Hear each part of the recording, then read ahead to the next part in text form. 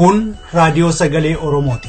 Raadiyoon Sagalee Oromoo torbanitti guyyaa 3 wixata roobii fi sanbata galgala keessaa sa'a 7 hamma 7 walakkaatti kan isiniif darbu. Tamsaasni dambalii gabaabaa meetir baandii 16 yookaan kiiloo heerzii 17,850 fi karaa intarneetii oromovoice.org darbu kun amma jalqaba. Kun Raadiyoo Sagalee Oromooti. Dhaggeeffattoota keenya kabajamoo kun qophii keenya sadaasa 18 bara 2015ti. Tibbanaaf mana jireenyaati qophiin har'aaf qabnu. Tibbanaan keenya immoo kabaja ayyaana fincila diddaa gabrummaa waggaa 10ffaa baranaa kabajamaa jiru irratti xiyyeeffata. Qophiin mana jireenyaa immoo amala hoogganaa irratti xiyyeeffata. Kan isin keessummeessu Lalisee Udaajooti amma gara oliitti isin dabarsa. Akka mooltan oduu saati kanaaf qabnu isin dhageessisaa Annaabasaa ol jiraati. Mootummaan Itoophiyaa namoota diiyaasporaan qabatanii biyyatti deebi'an keessaa 65 isaanii basaasummaan kaadhimee bobbaase. Odeessi nu ga'ee akka saaxilutti namooti guyyaa diiyaasporaa kabajuuf biyyatti deebi'an keessaa warra amanamoo ta'an qobaatti leenjise gara biyya alaatti deebiseera.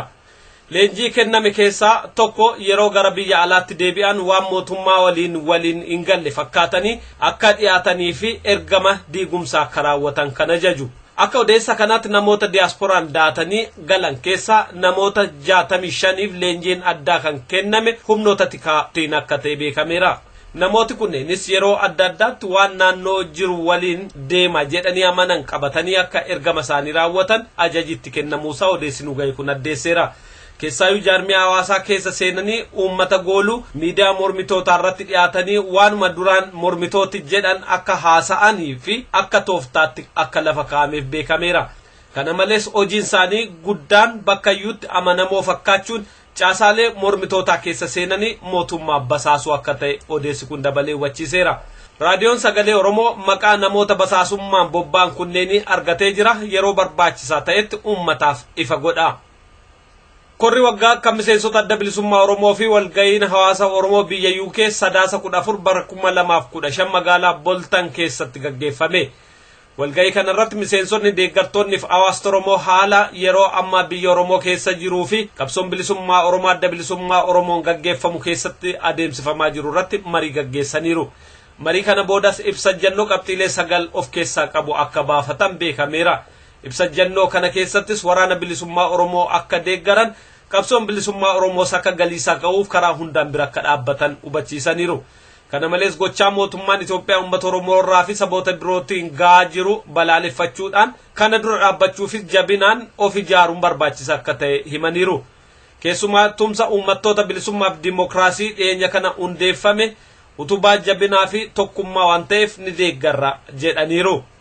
Kana malees hayyuun argaa dhageettii Oromoo obbo Dabbasaa Guyyoo biyya baqaa keessa jiran Keeniyaa keessaa mootummaa Itoophiyaatiin miliqfamuusaa akka noolleebsuudhaan gocha kanallee mormanii akka hayyuun kun gadhiifamanis gaafataniiru. Miseensonni ABO UK gidiraa mootummaan uummata Oromoo irraan ga'aa jiru hundeessaarraa buqqisuuf qabsoo bilisummaa gaggeeffamaa jiru cina haga dhumaatti akka dhaabbatanillee mirkaneessaniiru. Akaadaamiin barnootaaf aadaa Oromiyaa kan daa'imman Oromoo afaan aadaaf seenaa Oromoo barsiisuu Awustiraaliyaa Viktooriyaa keessatti sadaasa 21 bara 2015 hojii eegala. Odeeffannoon akaadaamicha irraa arganne akka ibsutti akaadaamichi waggaa tokko dura ijaaramee hojii barbaachisu guuttachaa ture. Yeroo sanarraa eegalee kaayyoo akaadaamichaa dhugoomsuuf hojiin bu'uuraa hojjetamaa akka jiruu fi yeroo ammaas akaadaamichi mana barnootaa sadarkaa tokkoffaa keessatti afaan Oromoo aadaa Oromoo barsiisuuf qophii hunda xumuree akka jiru beekameera. Kaayyoon akaadaamichaa daa'imman Oromoo afaan Oromoo akka baratan aadaa Oromoo akka beekanii fi seenaa Oromoo baratanii akka guddatan gargaaru akka ta'e beekameera. Manni barnootaa kunis torbaanitti guyyaa tokko sanbata sa'aatii 10 hanga 12tti kan kennamu ta'uun beekameera. Manni barnootaa afaan Oromoo kunis Dandinook West Primary School keessatti kan kennamu ta'uu odeessachirraa arganne hubachiiseera.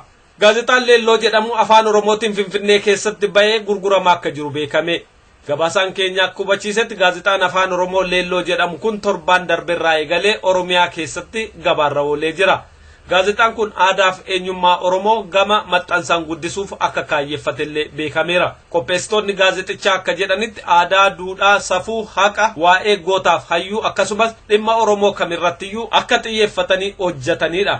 Gaazexaan kun torbanitti yeroo tokko guyyaa jimaataa dhaabbata dhuunfaa wiirtuu maltiimiidiyaa jedhamuun maxxanfamee uummata bira akka ga'u beekameera. Yeroo ammaa kanattis gaazexaan kun gaazexaa tokkicha afaan Oromootiin Finfinnee keessatti maxxanfamee gurguramaa jiru yoo ta'u gaazexichi qarshii 10tti gurguramaa jira.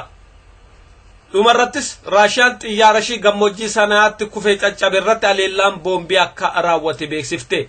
Tajaajilli tasgabbii federaala Ruusiyaa odeeffannoo baaseen xiyyaarichi lafa dha'ee kan caccabe haleellaan boombii erga irratti raawwatamee booda jedheera.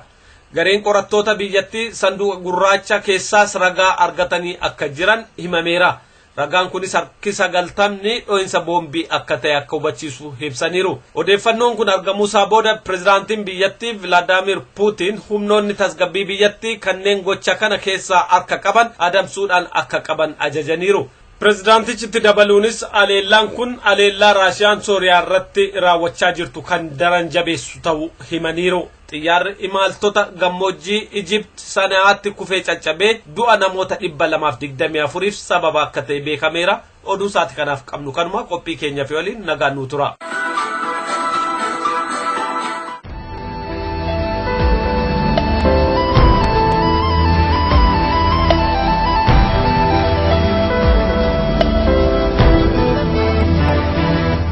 Lammiin koo beela'ee dheebotee osoo qabuu dhabee rakkatee harka ormaa ilaalaa jira abirmanuu nu waliif jira harka ormaa ilaalaa jira abirmanuu nu waliif jira lammiin koo beela'ee dheebotee osoo qabuu dhabee rakkatee. Harka ormaa ilaalaa jira abirmanuu nu waliif jira harka ormaa ilaalaa jira abirmanuu nu waliif jira.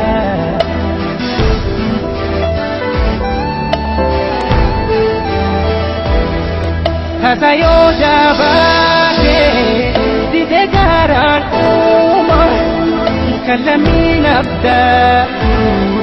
Yalamii kusuma alagaan siruma yaadatu sabara kun jiru garaan rifatu sabara kun jiru garaan rifatu. Gaafa funyaanii ijjime maambuufti rakkoon dhiiga ofii gadoo namaaf kuusti maqaa tokko nu beeku nus waliin waamamna walumaan dheebonne walumaan beelofna tokko riiba dhabnaan tokko nagaa hin rafu gamasii beelofnaan gamanaa hin quufu dhiigatu beekara fontu walii bifata onee isaa tokko kanaaf dhikkifata onee isaa tokko kanaaf dhikkifata.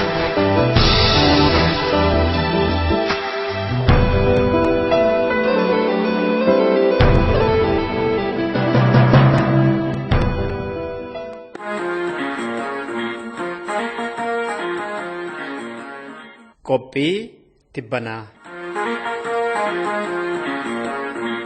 Seenaan dhaabbataa Oromoo akka agarsiisutti Oromoo fi Oromiyaan erga sirna gabroonfataa Abashaa jalatti kufan irraa kaasee gaafa isaan fincila dhaabaniiru galmaa'ee hin jiru. Bakkaa fi haala yeroo adda addaa keessatti kaayyoo wal fakkaataaf Oromoon hedduun qabsoo irratti darbaniiru. Bifa qindaa'aa ta'uu baatullee. Fincilli kun immoo bifa qindaa'aatiin kan inni guutuu Oromiyaatti ergan takkaa eegale adda bilisummaa Oromootiin waamichi bara 2005 erga godhamee kaaseetu waggaa 10 kana jechuudha.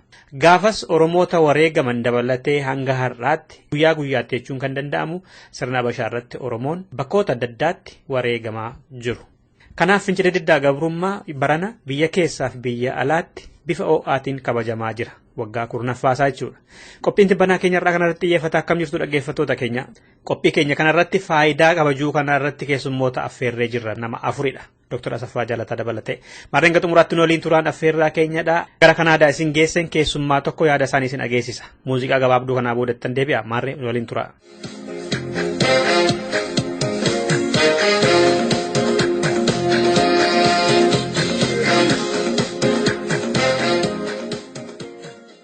Dhaggeeffattoota keenya obbo Lamuu Faanadha. Kanaadaarraa kan mariirra jirru waa'ee guyyaa fincila diddaa gabrummaa irratti marii gaggeessina. Obbo Lamuu, Oromiyaan erga gabrummaa jala kuftee kaasee gaaf tokkollee Oromoon fincila dhaabeen beeku dhugaadha. Garuu akka haaraatti jaarmiyaa tokko jalatti labsiin godhamee fi kan inni eegalee bara 2005 adda bilisummaa Oromoo waamicha taasisanii waamicha sanarratti guutummaa Oromiyaatti fincilli gaggeeffameera, namoonni hedduu wareegamaniiru. Ergasii waggaa waggaatiin kabajama. Kabajamuun kun faayidaa qabaa? Akka gaariitti faayidaa qaba malee akka gaariitti faayidaan isaas warra wareegame yaadachuudha. Lammaffaa egereedhaaf warra sichi wareegamu hamilee guddaa ta'a.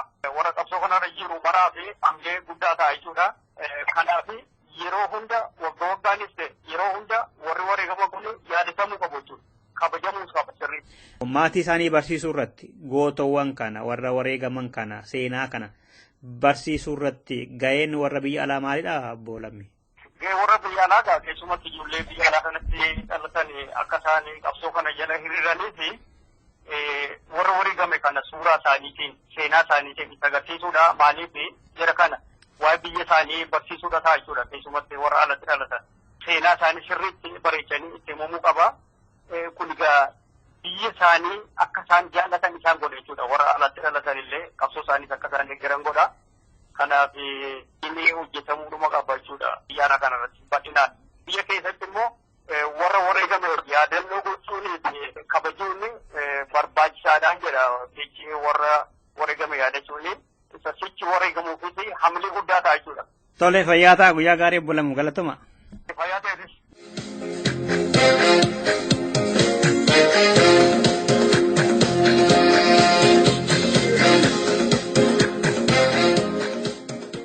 Dhaggeeffattoota keenya amma keessummaa qabna Ameerikaa irraati miseensa waraana bilisummaa Oromoo duraanii Urjii Dhaabaati. Adde Urjii baga nagaan dhufte. Baga nagaan dhufte. Fincila diddaa gabrummaa kana akkamitti ibsitatte?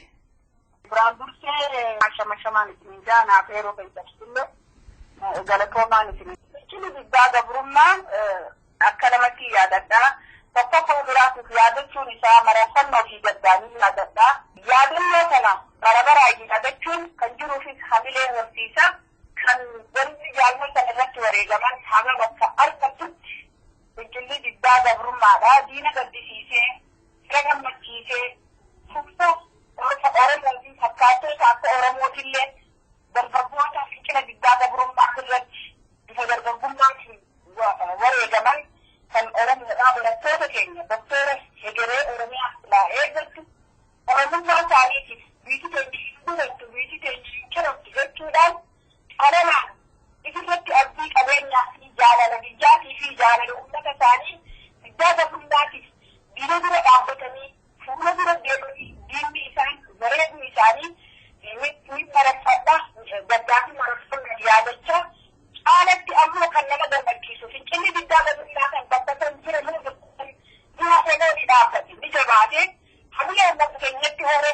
ni jabeesse haadha gootaa jabeesse abbaa gootaa jabeesse kanaaf sabni keenya keessaa fi alatti akka fakkii addaatti fudhatee hamilee gurguddaa horachiisii fi qeeroon fincila kana jabeessiin fi daramu hamilee gurguddoo nutti horee jira turellee horree jira. Kanammoo dirqama keenya jabeessuu keenya yaadachuu keenyaati. Wanni kan hanga bakka ga'utti fincilli diddaa gabrummaatiif itti fufa, bira horachuunis itti fufa, qabsoo jabeessuunis itti fufa. Firii jaallan kanaatti immoo firii godhuun dirqama uummata Oromoo keessattuu qeerroo Oromoodha. Kan biyya keessa jirtu qofa osoo hin ta'in kan ala kana keessatti harkatti barsiisiisu jaallan wareegaman firii fincila diddaa gabrummaa irratti wareegamtatu bakka ta'anii bu'anii akka wareegaman hubatanii jabeessaa jiranii jechuudha. Kanaaf ani injifannoo gurguddaa dhageetii yaada. Sabbiin tokko yoo lafa siikaa'an ani biyya namaa kana keessatti ayyaana guyyaa tokkoo kan kabajanii argee jechuudha. Ayyaana guyyaa nama tokkoo kan kabajanii argee. Qabsoon uummata Oromootiin durumaa kaasee seenaa dheeraa qabdi jechuudha. Qabsoo gargaarsa qabne qabsoo isirratti hirkannoodha. Qabsoo roorroo keessaa fi alaa osoo qabduu isirratti abdii kutannoodhaan murannoodhaan jaallan bakka hedduutti wareegama gartee seenaa qabu kan addunyaafillee fakkii ta'u saba biraatiifillee fakkii ta'u garsiisanii waan jiraniif jecha seenaan akkanaa Hegeree fuulduraattillee yaadannoo taate fafuu dhabuun isii nama gammachiisaa jechuudha. Qabsoon tun bakka hin geenye Hegeree fuulduraattillee bifa addaatti Oromitti yaada jaartii jettee Oromoo bifa addaatti yaadatti jechuudha. Addi bilisummaa Oromoodhaan seenaa kana lafa kaayuun isaa waan guddaadha jechuun yaadaa jechuudha.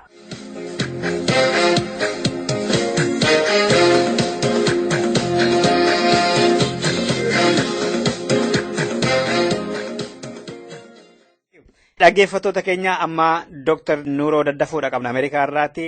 Mee fincila diddaa gabrummaa gootota kanaan dura kufaniif kufaa jiran yaadachuun maaliif barbaachisa? Maaliif kabajama? Gaafa bareeda gaafatte ummanni Oromoo urga garboome gaafni inni garbummaa kana jedhee taa'ee jiru.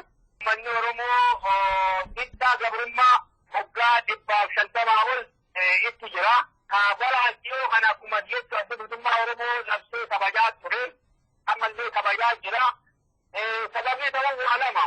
Tokkoffaa ilmaan Oromoo qaqqaalii gootota ilmaan Oromoo gabrummaa jedhanii odoo falman tu'an yaadatuu fi kana yaadatuun maaliif barbaachisa oolistee sabni gootota isaa yaadanne dhufabuu gootota hedduu argatuu hin danda'u. Kanaaf yaadannaa. Kabiraa ammoo ammallee ilmaan Oromoo gootonni hedduu ammallee wareegamuu danda'anii haga Oromiyaan bilisoomtu haga ummanni keenya abbaa biyyaa ta'utti falmii kun akka itti fufuu fi ilmaan Oromoo guyyaa kana yaadachiisanii dhiiga ilmaan Oromoo fajigee dhiiga gootota Oromoo fajigee akka agartee bu'aa malee hafne yaadachiisanii hamilee olii kennanii gabrummaa kana agartee ofirraa kaasuuf diddaan gabrummaa akka itti fufu irra deebi'anii waadaa akka walii galanii diina kan ofirraa kaasaniif kabajamaa jechuudha. Gabaabumatti. Kaayyoo isaan wareegaman kana galmaan ga'uuf dhaloota irraa maaltu eegama? Qabsaan dhufaa qabsoo itti fufaa'uun jedhamuuf kana dhaloonni tokko qabsaa'ee dhaloota kaanitti dabarsa. Dhaloonni kun ammoo dirqama isarra jiru fudhatee waan isarraa eegamu wareegama isarraa eegamu kanfalee seenaa dabarfatuu qaba. Dhaloonni amma ilmaan Oromoo ilmaan Oromiyaa wayyaanee ofirraa kaasuun dirqama uumamaa qabanii gootummaa agartee dhaloota darbee gootummaa kaasilee abbaabilee isaanii gootummaa abbootii isaanii kaasuudhaan isaan illee gootummaa mataa isaanii seenaa mataa isaanii dalaguu qabanii. Kanaaf dhaloonni ammaa kun sirna wayyaanee Oromiyaa irraa kaasuu fi dirqama qabda sana jabaataa fayyadu dhaamsee akka galu. Fayyaa ta'a Dr. Nuuroo Daddafoo Ameerikaa irraati. Atillee galatoomii dassuun.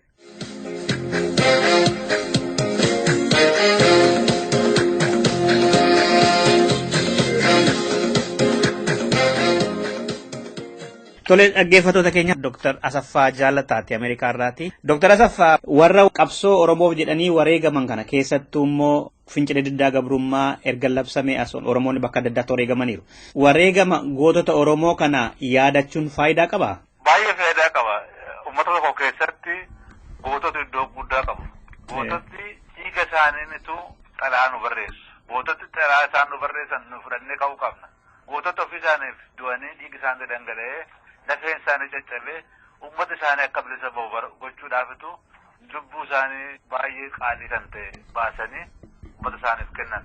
Nuti warra jirru immoo waan isaan du'aniif kana, waan isaan lubbuu isaanii kennaniif kana, waan isaan utuu jiraachuu hawwanii uummati koo bilisa ba'uu qabu, uummati koo duufaa ta'uu hin qabu, uummati koo saamamuu hin qabu, uummati koo ajjeefamuu hin qabu kan isaan jedhan kana seenaa isaan dhiiga isaaniin barreessanii jalqaban kana yeroo hundaa uummati Oromoo seenaa kana keessa deebi'ee ilaaluudhaan kutannoodhaan waan isaan du'an kanaaf iddoodhaan ga'uudhaaf of yaadachiisuudhaaf of haaressuudhaaf wallaansoo kana haaressanii gara fuulduraatti adeemuudhaaf yeroo hundaa yaadachuun hin barbaachisa. Gootota keenya iddoo hundumaatti du'an gootota keenya lubbuu isaanii qaalii kaffalan yerootti yaadachuun barbaachisaadha. Kanaaf iddoo guddaa qaba seenaa Oromoo keessatti. Har'allee gaafa bilisa baanillee seenaa iddoo guddaa qaba. Seenaa Oromoo keessatti bara baraan yaadatamaa jechuudha. Profeesar Dr. Asaffaa Jaalataa galatooma fayyaa ta'a nagaatti Dr. Galata guddaa qabda. Galata kee bilisummaa ta'u jedha.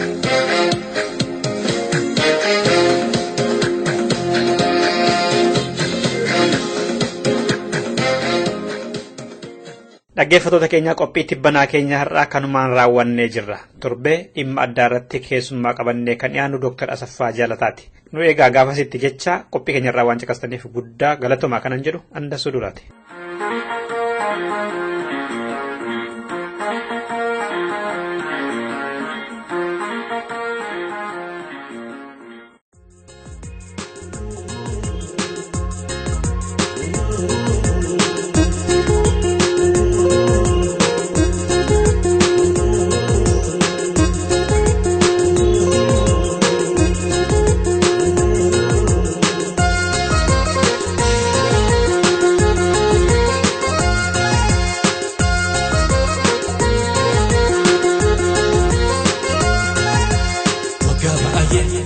waggabaye kana dan fakane keeyya tokko naqamte mogbii jirte naafima barbaada naqamte mogbii jirte naafima barbaada waggabaye kana dan fakane keeyya tokko naqamte mogbii jirte naafima barbaada naqamte mogbii jirte naafima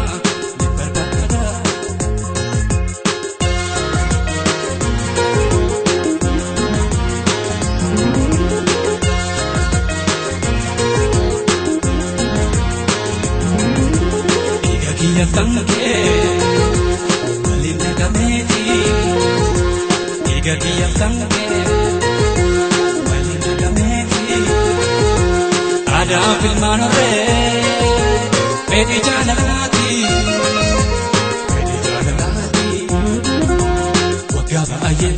Wagaba aye Kana dan fagane keya tako Nakamte mogbi jirtana fima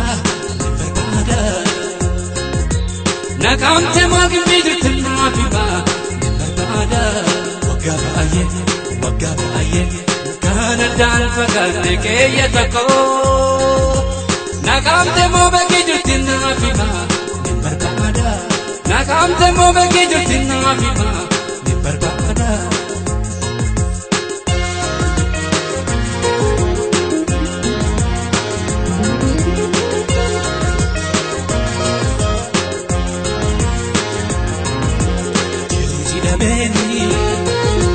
Rakate akani jiru jidani rakate akani gadi se jiru ko ese ke tesori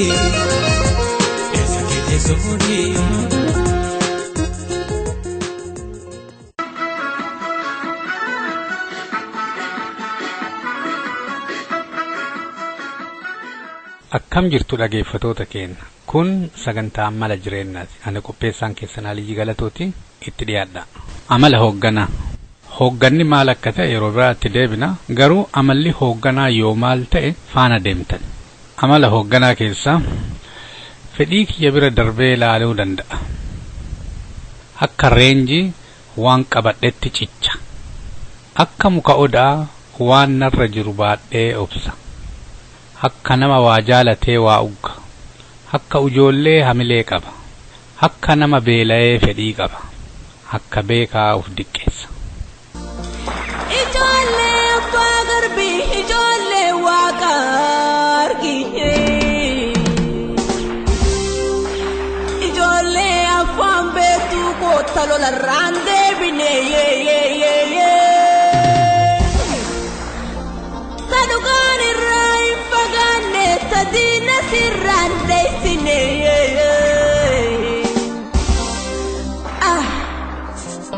Dubina difde duba yongere mal qaba hindi sunu maguba hagayom tay so bagayom tay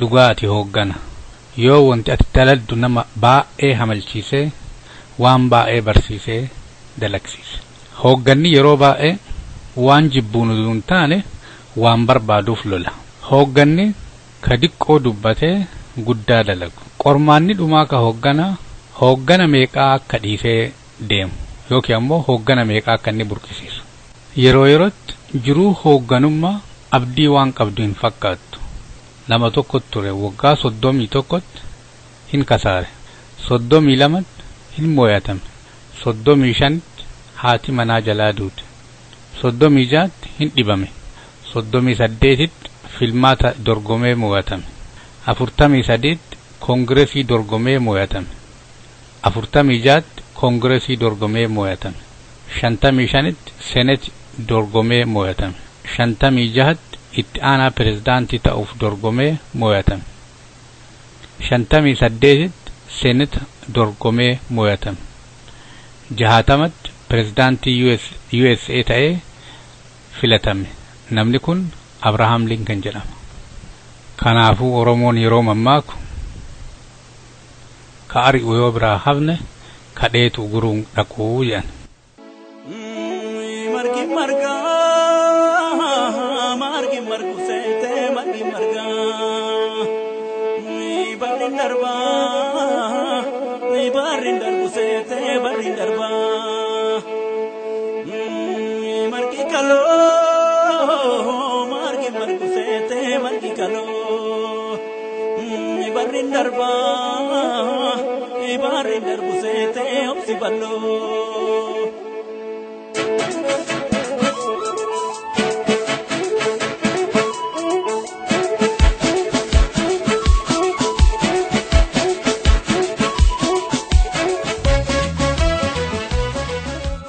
Hoogganummaan rakkoo jirtu hubachuu irraa burqiti.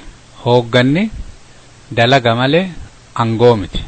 Hoogganni namni faan akka deemu hin dirqisiisu. Nama afeera malee. Nama ka hoogganuu dandeettuun tajaajiluun. Hoogganni jaba ka jedhamu yoo jiraachoo isaatu namni hedduun kan beenne taate. Hoogganni jabaan nama waan qajeelaa dalagu duu hin taane nama waan qajeelaa soqee dalagu. Hoogganummaan deeggaraa hedduu horachoo oduu hin taane hooggana hedduu burqisiisuu danda'u. Yoo akka gaarii haa dalagamuu feete ufumaa dalagi. Namni yoo ati gadi hin jenne si yaabbachoo hin danda'u jedha Maartin Luther King. Gaafa waan jiruu kee miidhutti cadhifte sii dhumate. Afaan Oromoo dhagai Oromoo boonsisa aadaa teenya wajji kai jabaadhaa guddisa dhaloota dhaalchisa wayii.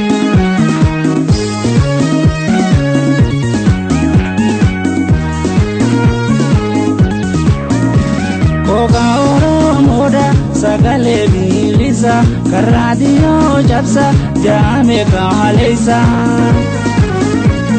Afaan safuun natti ta'ee biyyoolessa har'ame kantamii itti wal barsiisa.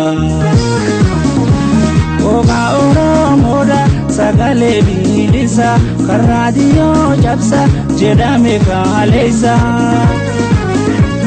Afaan safuun natti ta'ee biyyoolessa har'ame kantamii itti wal barsiisa. Amala hoogganaa haga wayii keessatti tuquu yaalleerra addunyaa kanarratti yeroo ammaatitti namni baay'een waan jaalatu sababa hoogganaa dhiisaa jedhan.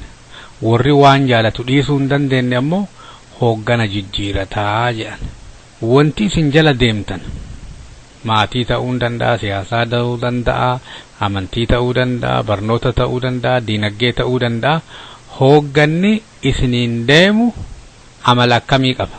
Amalli sun ka isin jaalattanii gammaddanii jala deemaatti ammoo ka waan jaalattan dhiisuu dadhabdaniituma faana deemtan. Hoogganoonni Oromoo qaqqaaliin amala allaaka'e kanniiniif kan biraa kan qaban ka wareegamaniif ka jiran ka waan hedduu waa Oromoo jiraachisan amala gaarii ka nama hawatu ka namni faana deemuu danda'u qabaachuun. Kanaaf ji'a kana ji'a Oromoo jenneerra waan Oromummaa jiraachise keessaa tokko hoogganoonni Oromoo amala gaarii isaan irraa eeggamu mul'isuudhaan Oromummaan akka jiraatu karaa adda addaatiin godhameera jechuudha. Garaagarummaa ilmi namaa qabu guddaan amala isaa irratti qaba. Amalli kan keemishaa ta'u badaa ta'utu akka walitti dhiyaattuuf akka adda fagaattullee kasi godhu isa. Kanaaf amalli nu qabnu kun kan nama nu dhiyeessu kan namarraa nu fageessu.